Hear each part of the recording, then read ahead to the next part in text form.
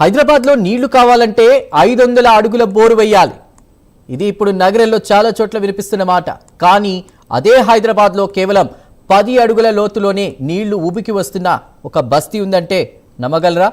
చుట్టూ కాంక్రీట్ అడవులు, వరుస అపార్ట్మెంట్లు, ఎండిపోయిన బోర్లు, ట్యాంకర్ల కోసం ఎదురు చూస్తున్న కాలనీలు. కానీ మూసాపేట్లోని చైతన్య బస్తీలో మాత్రం 60 ఏళ్ల నాటి 2 చేద బావులు ఇప్పటికీ జీవజలాన్ని ఇస్తూనే ఉన్నాయి. మండుతున్న వేసవిలో కూడా ఈ బావుల్లో నీరు తగ్గదు.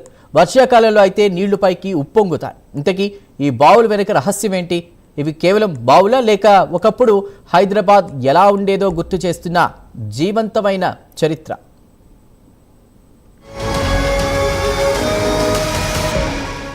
హైదరాబాద్ నగరం ఒకప్పుడు చెరువుల నగరం, ఇప్పుడు కాంక్రీట్ అరణ్యం.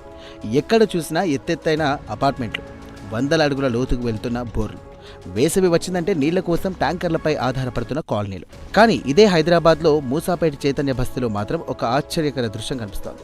మండుతున్న ఎండల్లో కూడా 2 పాత చేదు బావులు నిండుగా నీటితో కలకలాడుతున్నాయి. చుట్టుపక్కల ప్రాంతాల్లో బోర్లు ఎండిపోతున్నా ఇక్కడ మాత్రం కేవలం 10 అడుగుల లోతులోని నీళ్లు అందుబాటులో ఉండడం స్థానికులకే కాదు, భూగర్భ జలాల నిపుణులకు కూడా ఆసక్తికర అంశంగా మారింది.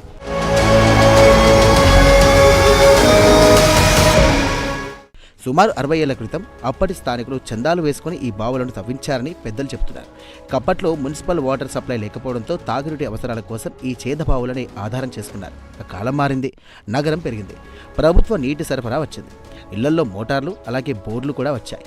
అయినా చైతన్య బస్తీ ప్రజలు ఈ బావిను వదలలేదు. ఇప్పటికీ చాలా మంది ఈ నీటిని వాడుతున్నారు. ముఖ్యంగా వేసవిలో బావి దగ్గర కనిపించేది రద్దీ ఈ నీటిపై ప్రజలకున్న నమ్మకాన్ని చూపిస్తుంది.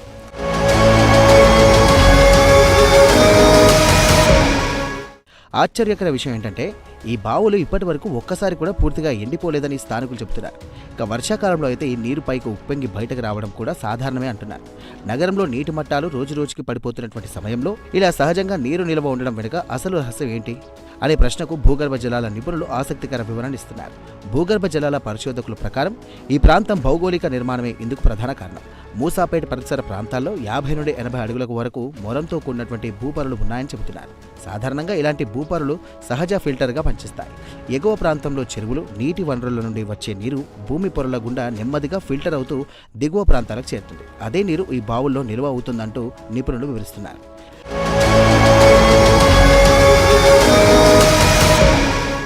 అంటే ఈ బావులు కేవలం వర్షపు నీటిపైనే ఆధారపడడం కాదు, వీటికి ఎక్కడో పైభాగంలో ఉన్న చెరువులు, జనవనరులతో భూగర్భం అనుసంధానం ఉండే అవకాశం ఉందని చెప్తున్నారు.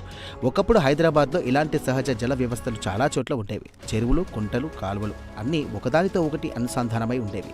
వర్షం పడితే ఆ నీరు భూమిలోకి ఇంకి ఇక భూగర్భ జలాల్ని నిల్వ చేసేది. కానీ నగరీకరణ పెరిగే కొద్దీ ఈ సహజ వ్యవస్థలు దెబ్బతిన్నాయి. ప్రస్తుతం హైదరాబాద్లో పరిస్థితి పూర్తిగా మారిపోయింది. ఒకప్పుడు 30 నుండి 40 అడుగులకే నీళ్లు పడినటువంటి ప్రాంతాల్లో ఇప్పుడు 400 నుండి 800 అడుగుల వరకు బోర్లు వేయాల్సిన పరిస్థితి. ఇక అపార్ట్మెంట్ల పెరుగుదల, భారీ స్థాయిలో భూగర్భ జలాల వినియోగం, చెరువుల ఆక్రమణ, భూమి మీద కాంక్రీట్ విస్తరణ ఇవన్నీ కూడా కలిసి భూగర్భ జలాల రీఛార్జ్ను తీవ్రంగా తగ్గింపచేస్తాయి. వర్షం పడినా ఆ నీరు భూమిలోకి ఇంకకుండా రోడ్ల మీదుగా డ్రైనేజీల్లోకి వెళ్ళిపోతుంది.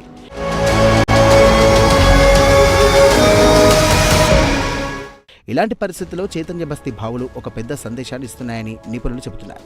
ప్రకృతి సిద్ధమైనటువంటి నీటి మార్గాలను కాపాడితే, భూగర్భ జలాలను సంరక్షిస్తే నగరాల్లో కూడా నీటి సమస్యను కొంతవరకు తగ్గించవచ్చని ఈ బావులు నిరూపిస్తున్నాయంటూ పేర్కొంటున్నారు. ముఖ్యంగా పాతకాలంలో చెరువుల చుట్టూ ఏర్పడినటువంటి బస్తీలు సహజ నీటి నిల్వల్ని దృష్టిలో పెట్టుకుని నిర్మించబడేవంటూ గుర్తు చేసుకున్నారు. మరో ఆసక్తికర విషయం ఏంటంటే ఈ బావుల నీరు స్థానికులకు కేవలం అవసరం మాత్రమే కాదు, భావోద్వేగ అనుబంధం కూడా.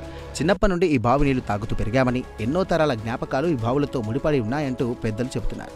కొందరు ఇప్పటికీ ఈ బావి నీటితోనే వంట చేస్తారు, మరికొందరు ఈ నీరు చల్లగా తీయగా ఉంటుందంటూ చెబుతున్నారు.